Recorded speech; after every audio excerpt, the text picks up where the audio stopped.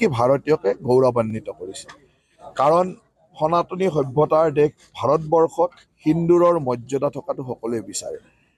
হিন্দু হোৱাৰ কাৰণে সন্ত্ৰাসবাদীয়ে আহি হত্যা কৰি কাৰোবাৰ শিৰৰ সেন্দুৰ মুচি দিব আৰু তাৰ যোগ্য প্ৰত্যুত্তৰ দিয়াৰ কাৰণে সকলোৱে ৰৈ আছিল।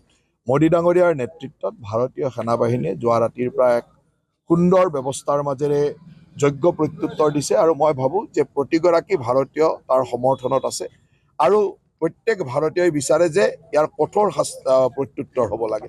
ইতিমধ্যে 9টাকৈ সন্ত্ৰাসবাদীৰ ঘাটি ধ্বংস কৰিছে। আমি গৌৰৱ অনুভৱ কৰিছোঁ, ভাৰতীয় সেনাৰ প্ৰতি অভিনন্দন জনাইছোঁ, সাহস দিছোঁ যাতে ভাৰতীয় সৈন্যই আৰু অধিক কঠোৰভাৱে এই আক্ৰমণ প্ৰত্যাক্ৰমণ কৰে। কাৰণ সন্ত্ৰাসবাদী নিঃশেষ কৰাটো ভাৰতৰ লক্ষ্য বা প্ৰতিজন ভাৰতীয়ই বিচাৰে।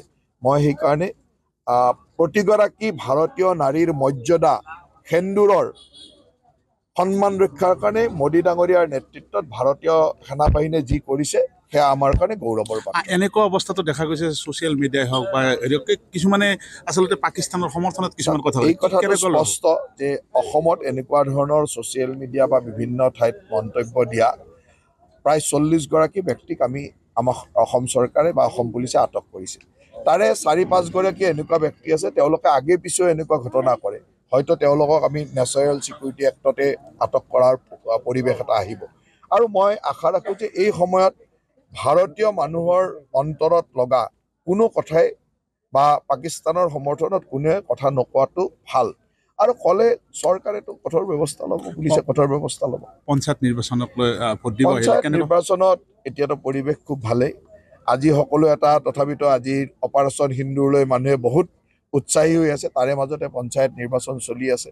ময়ো ভোট দিবলৈ আহিছোঁ, সকলোৱে ভোট দিছে আৰু ভোটদানৰ হাৰ যথেষ্ট ভালেই আছে। কেৱল এটা ঠিক যে বেলটত ভোট হোৱাৰ কাৰণে অন্য সময়ত যিমান সময় লাগে তাতকৈ অলপ বেছি সময় লাগিছে। হয়তো কিছু টাইম লাগিব পাৰে। আমি কিছু ঠাইত তাৰ কাৰণে পৰ্যাপ্ত ব্যৱস্থা কৰিবৰ কাৰণেও ৰিটাৰ্ণিং বিষয়াক অনুৰোধ কৰিছোঁ যে ক'ৰবাত হয়তো আৰু কি ব্যৱস্থা লৈ সোনকাল কৰিব পাৰি। কাৰণ এতিয়া যিটো পৰ্যায়ত চলি আছে ভোট দিবলৈ ৰাইজ ওলাই আহিছে, কিন্তু চেণ্টাৰবিলাকত কিছু শ্ল' হৈছে। সেইকাৰণে এই ব্যৱস্থাটো ৰিটাৰ্ণিং বিষয়াক কৰিবৰ কাৰণে আমি অনুৰোধ কৰিছোঁ যে কিবা ব্যৱস্থাৰে সোনকাল কৰিব পাৰে নেকি। কিন্তু ৰাইজৰ উৎসাহ যিটো দেখিছোঁ এই উৎসাহৰ পৰা নিশ্চিত যে ভাৰতীয় জনতা পাৰ্টি আৰু মিত্ৰ দলে সুন্দৰভাৱে বিজয়ী হ'ব, তেনেকুৱা ধৰণৰ এটা পৰিৱেশ। এটা পলিটিকেল নিউজ আছে আপোনাৰ প্ৰতি। অখিল গগৈ ইতিমধ্যে আজি ক'লে যে তেওঁ আৰু কংগ্ৰেছৰ বিৰুদ্ধে কোনো কথা নকয়। 30 মেৰ ভিতৰত কংগ্ৰেছৰ পৰা যদি ভাল ৰিজাল্ট হয় তাৰপিছত 1 তাৰিখৰ পৰা তেওঁলোকে বিধানসভাৰ বাবে কেম্পেইনিং আৰম্ভ কৰিব। চাওক, অসমত এটাই কথা যে অসমত এছাম মানুহ সৰহসংখ্যক মানুহে ভাৰতীয় জনতা পাৰ্টি বা মিত্ৰ দলৰ সপক্ষে আছে আৰু এছাম মানুহ ট্ৰেডিশ্যনেলি আমাৰ বিপক্ষে আছে। সেই ট্ৰেডিশ্যনেলি বিপক্ষে থকা মানুহবিলাকক কেতিয়াবা কংগ্ৰেছক ভোট দিছে, কেতিয়াবা UDF-ক দিছে, ক'ৰবাত ৰাইজৰ দলক দিছে, ক'ৰবাত AJP-ক দিছে। এইখিনিয়ে গতিকে তেওঁলোকৰ বাস্কেট এটাই, গতিকে তেওঁলোকে বুজি পায়।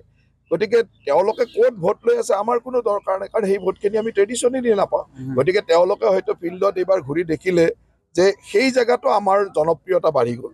গতিকে তেওঁলোকে সেই ঠাইবিলাকত আমাৰ জনপ্ৰিয়তা বা আমাৰ মুখ্যমন্ত্ৰী ডাঙৰীয়াৰ জনপ্ৰিয়তা, আমাৰ দলৰ জনপ্ৰিয়তা দেখি তেখেতসকল আৰু শংকিত হৈছে। আচলতে শৰণাপন্ন হ'ল নেকি অখিল গগৈ কংগ্ৰেছৰ ওচৰত? অখিল গগৈতো সদায় কংগ্ৰেছৰ লগতে মিলিজুলি কাম কৰি থাকে। মাত্ৰ নিৰ্বাচনৰ আগে কিছুমান নাটক কৰে। পঞ্চায়ত নিৰ্বাচনত এইখন নাটক কৰিলে, সিমানে। নেগুৰটো সদায় পেলাই থাকে। অখিল গগৈৰ নেগুৰ থিয় হৈ পৰি থাকে, এইবিলাকৰ কোনো ভেলু নাই। কেতিয়া নেগুৰ থিয় হয়, কেতিয়া নেগুৰ পৰি যায়, এইটোত কোনো ভেলু নাই। তেওঁ এনেকুৱা নাটক কৰিয়ে থাকে। আৰু কংগ্ৰেছ দল, অখিল গগৈৰ দল বা UDF দল বা AJP, ইয়াত কোনো পাৰ্থক্য নাই। গতিকে একেইটাই মানুহ। ভাৰত পাকিস্তানৰ যুদ্ধ চলি আছে, এই সময়ত আপোনাৰ অসমবাসীৰ কি আহ্বান থাকিব? অসমবাসীলৈ আমাৰ আহ্বান এইটোৱে যে সেনাবাহিনীৰ মনোবল বৃদ্ধি কৰিবৰ কাৰণে সদায় উৎসাহী কথা ক'ব লাগে।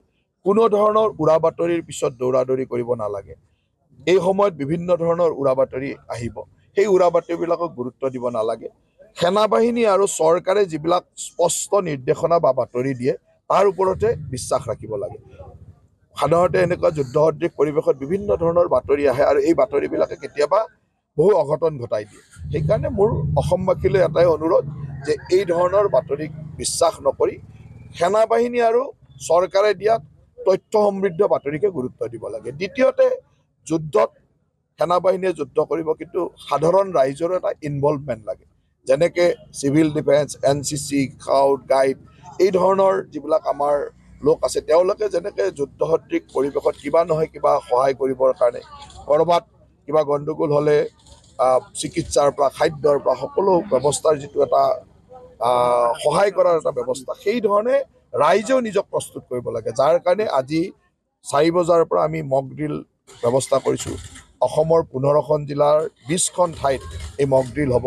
গতিকে এই মক ড্ৰিলত এই কথাবিলাকত আমাৰ ৰাইজেও ইনভলভ হ'ব লাগে, যে হয় এনেকুৱা যদি যুদ্ধসদৃশ পৰিৱেশ হয় আমি কি কৰা উচিত। অসম চৰকাৰ সাজু হৈছে আৰু অসম চৰকাৰ বুলি নহয়, গোটেই ভাৰতবৰ্ষতে সাজু হৈছে। অসমতো আমাৰ কেইখনমান জিলাত কিছুমান নিৰ্দিষ্ট স্থানত এই মক ড্ৰিল আজি হ'ব। গতিকে সেই ধৰণে আমি সকলো প্ৰস্তুত হৈছোঁ। আৰু অসম চৰকাৰৰ লগত এইটো জিলা প্ৰশাসন বা স্থানীয় প্ৰশাসনে কৰিব, তাৰ লগত ৰাইজৰ সহযোগিতাটো লাগে। মানে ভাৰতবৰ্ষত সন্ত্ৰাসবাদ চলোৱা আটাইতকৈ কুখ্যাত পাকিস্তানী মদতপুষ্ট সন্ত্ৰাসবাদীৰো পৰিয়াল নিক্ষেপ হৈ গ'ল আজি ভাৰতীয় সেনাৰ সৈতে। ভাৰতীয় সেনাক লৈ কিমান গৌৰৱ অনুভৱ কৰিব এই মতে? আজি ভাৰতীয় সেনাই যিটো কৰি দেখুৱালে, প্ৰত্যেকজন ভাৰতীয়ই নিজক গৌৰৱ অনুভৱ কৰিছে, যে হয় ভাৰতীয় সেনাক লৈ আমি সদায় গৌৰৱ অনুভৱ কৰোঁ। ইমান বছৰে বিভিন্ন সময়ত ভাৰতৰ বিভিন্ন ঠাইত আক্ৰমণ কৰি থকা সন্ত্ৰাসবাদীসকলৰ 9টাকৈ ঘাটি, আৰু এনেকুৱা ঘাটি যিটো বহু দিনৰ পৰা চলি থকা তেনেকুৱা ঘাটিক সম্পূৰ্ণৰূপে উচ্ছেদ কৰিছে, আৰু তাক লৈ প্ৰত্যেকজন ভাৰতীয়ই আজি গৌৰৱান্বিত।